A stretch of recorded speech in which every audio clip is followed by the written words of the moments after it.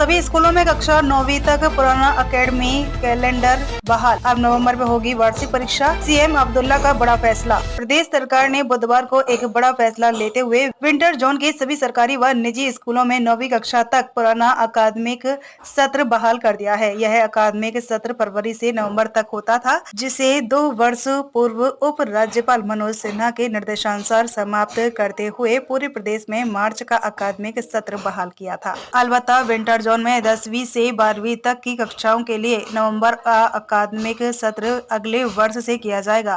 पुराना अकादमिक सत्र बहाल करने की घोषणा स्वयं मुख्यमंत्री अमर अब्दुल्ला ने की है। ठंड बर्फबारी के कारण जनजीवन प्रभावित है। वर्ष 2022 से पूर्व जम्मू कश्मीर में जम्मू कश्मीर स्कूल शिक्षा बोर्ड में पंजीकृत और मान्यता प्राप्त निजी व सरकारी स्कूलों को विंटर व समर जोन में बांटा गया था। समर जोन जम्मू प्रांत के मैदानी और गर्म इलाकों के अलावा उन क्षेत्रों के स्कूल शामिल थे जहां अन्य उच्च पर्वतीय इलाकों की तुलना में कम हिमपात होता है या फिर वहां सर्दियों में हिमपात के बावजूद सामान्य जनजीवन पूरी तरह से बहाल रहता है। विंटर जोन में कश्मीर घाटी समेत प्रदेश के वह सभी इलाके जहां सर्दियों में भीषण ठंड और हिमपात के कारण सामान्य जनजीवन प्रभावित रहता है।